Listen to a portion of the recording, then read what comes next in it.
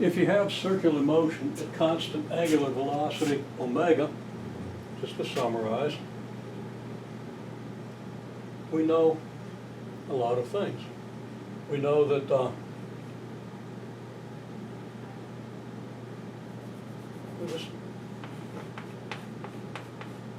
theta of t equals omega t.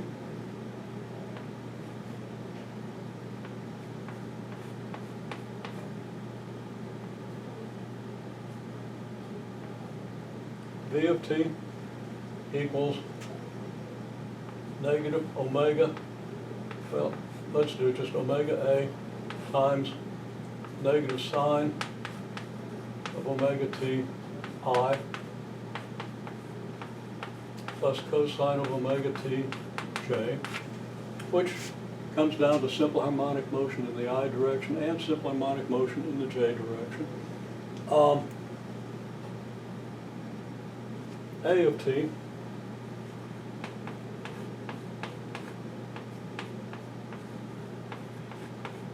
is negative omega squared a cosine of omega t I plus sine of omega t j equals negative omega squared times r of t. Now you remember what r of t is. I'll let you fill that in so you remember why the derivatives are this and this.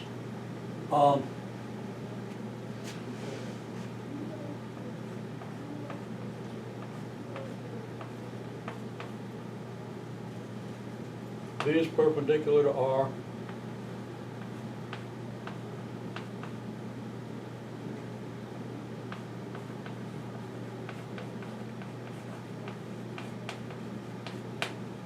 A is perpendicular to V and is centripetal for two reasons. There are two ways to prove it. You can prove that this is a negative multiple of R, and R is radial, so A is centripetal. Also, the argument with isosceles triangles, which is itself important. So it's kind of redundant. We could prove it using the symbols, but we want to prove it geometrically so we understand it very well. So A is perpendicular to V.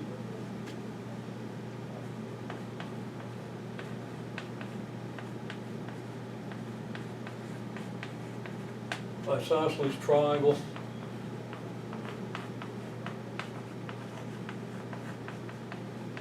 in the definition of acceleration. Now, we know that F net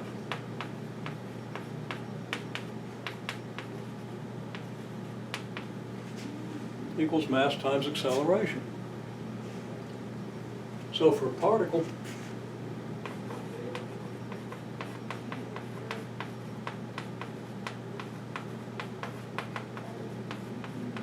in uniform acceleration, what do we know? Well, we know that the magnitude of A of t equals omega squared times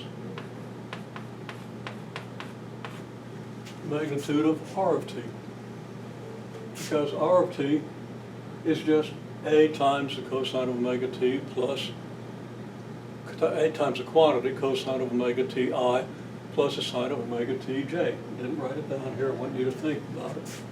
Okay? We've written it down previously a couple of times. So we have this. Now, there's a connection. Well, okay. What's the magnitude of R of t? It's A.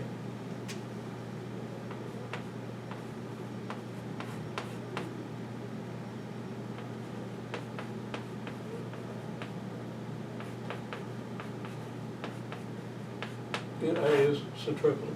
Also, the magnitude of V of t is omega a, which you can easily verify here, just by the Pythagorean identity. Sum of the squares of this component and this component is omega squared a squared. Square root of that is omega a. You can also do this geometrically, and it's not difficult. Okay? In any case, magnitude of v of t is omega a.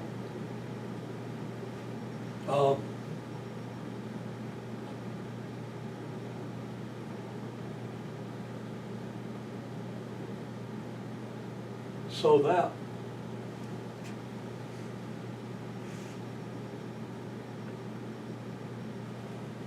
the magnitude of a, this is a of t, equals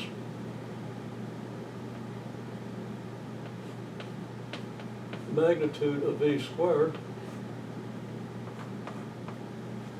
over a.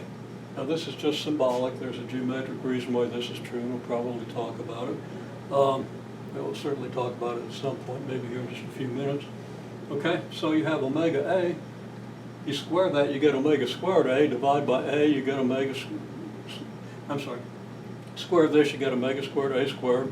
Divide that by a, you have omega a. Omega squared a, I'll say it right eventually. You can verify this, okay? Now we write that as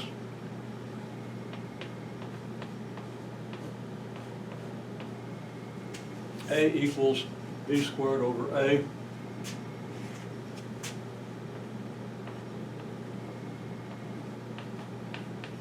where v is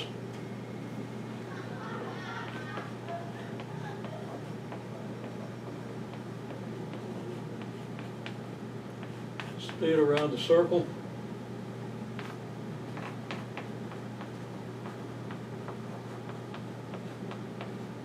a is the radius of the circle. As a calculus-based derivation, there's a simple geometric derivation, which you probably ought to think about and read in your book. Whether I have time to go over it or not. Okay? So, if this magnet here is going around the circle at a constant angular velocity, omega, the circle has a given radius, then it's being accelerated toward the center of the circle. Now, why is it being accelerated toward the center of the circle? Well, acceleration is change in velocity divided by change in time.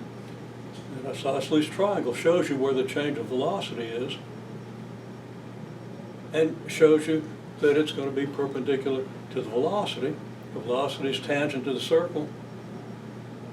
The acceleration is back toward the center of the circle. So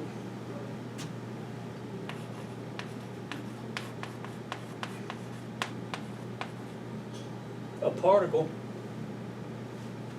on the beam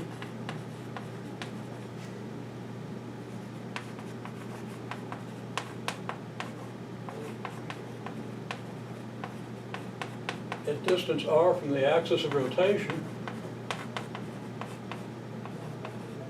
and the axis of rotation is just the axle, okay, just a line through the center of the axle about which everything rotates. Okay, particle in a beam at distance r from the axis of rotation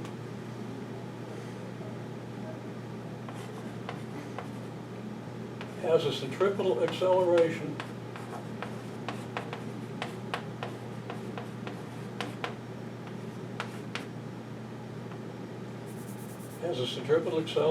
A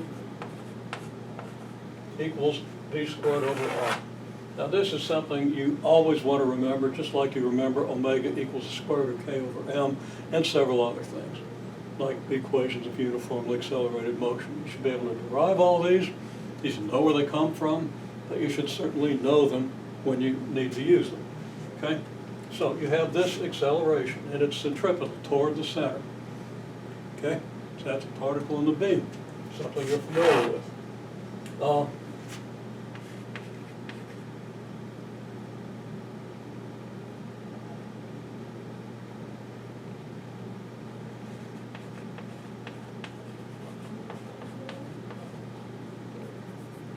car around a circular track.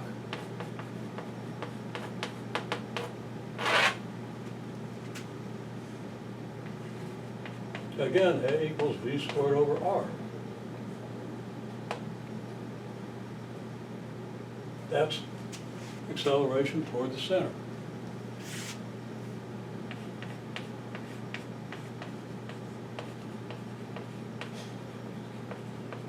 If the car has mass m,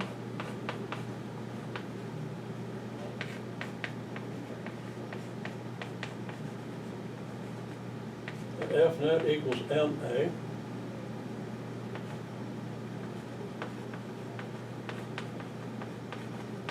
It's a centripetal force.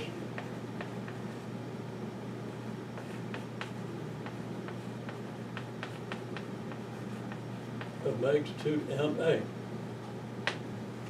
The source of that force is the friction that the road exerts on the tires.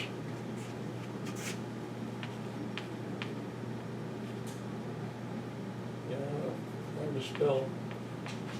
Sorry, it's hard to write down here. Okay, the source of the force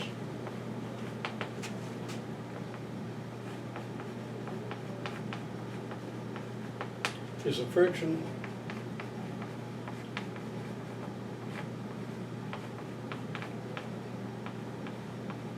exerted by the road on the tires.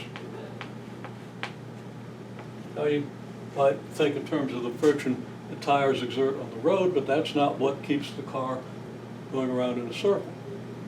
Okay?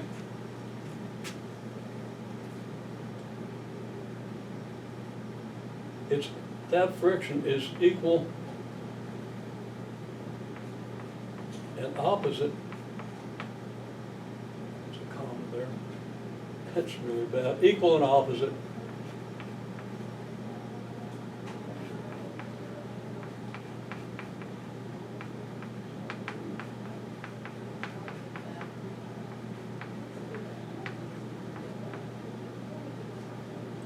by the tires on the road, and I don't know where B came from, but might be a little hard to read, but that's what we're saying.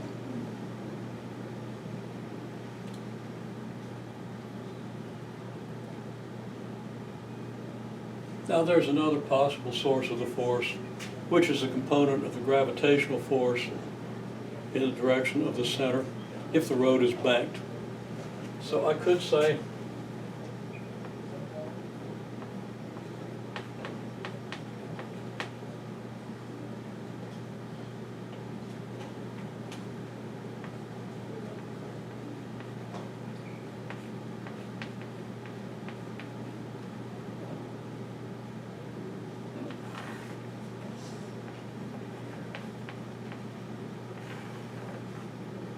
the banking normal force and or the friction, the tires on the road. Hopefully you've got a big enough screen to read that, but that's what's going on. Okay? And we'll talk more in detail about that. But that's what I want you to know about circular motion at this point of the course.